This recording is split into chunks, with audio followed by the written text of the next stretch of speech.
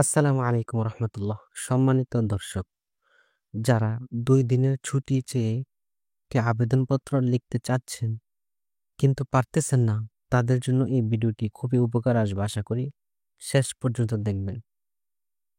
একটি আবেদনপত্র লেখার কিছু নিয়মকানুন রয়েছে। যেমন, একটি আবেদনপত্র লেখার শুরুতেই যার কাছ থেকে আপনি ছুটি চাচ্ছেন, যেমন একটি প্রতিষ্ঠান, একটি স্কুলের হেডমাস্টার অথবা প্রধান কর্মকর্তা অথবা প্রধান শিক্ষক, তার বরাবর আপনি লিখতে হবে বরাবর প্রধান শিক্ষক, বরাবর প্রধান কর্মকর্তা, এভাবে লিখতে হবে। তারপর আপনি যে প্রতিষ্ঠানে কাজ করেন ওই প্রতিষ্ঠানের নাম লিখতে হবে, বরাবর প্রধান শিক্ষক অথবা প্রধান কর্মকর্তা, প্রতিষ্ঠানের নাম অমুক। এরপর লিখতে হবে তারিখ, আপনি যেই তারিখে দরখাস্ত অথবা আবেদনপত্রটি লিখতেছেন ওই তারিখ লিখতে হবে। এরপর লিখতে হবে বিষয়। বিষয় কি, আপনি কি চাচ্ছেন, কেন দরখাস্তটি লিখতেছেন। উদাহরণস্বরূপ, এই দরখাস্তটি লেখা হইতেছে 2 দিনের ছুটির আবেদনের জন্য। তাহলে লিখতে হবে বিষয় 2 দিনের ছুটির আবেদন।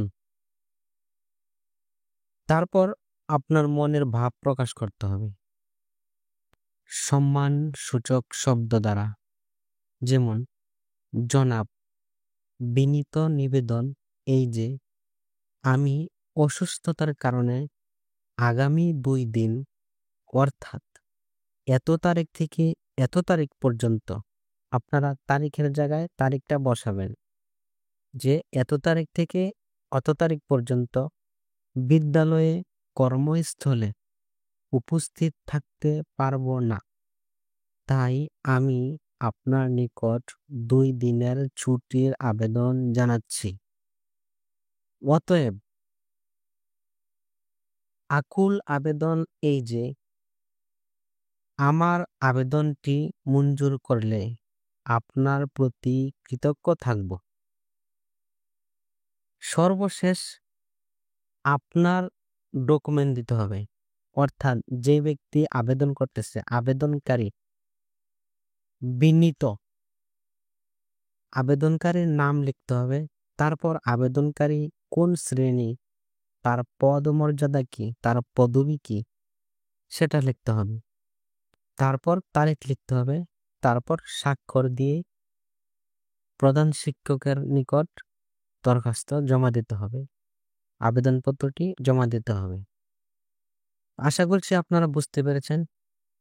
তারপরও আমি এই দরখাস্তটি আপনাদের সামনে পেশ করলাম। যদি ভালো লাগে লাইক কমেন্ট শেয়ার করবেন এবং কমেন্টের মাধ্যমে আপনারা জানাবেন কি ধরনের দরখাস্ত আপনারা লিখতে চান, জানতে চান। আমি ওই বিষয় নিয়ে ইনশাআল্লাহ আপনাদেরকে আবারও ইনশাআল্লাহ আপনাদের সামনে চলে আসবো আরো একটি নতুন দরখাস্ত লেখার নিয়ম নিয়ে। সকলে ভালো থাকবেন। ধন্যবাদ।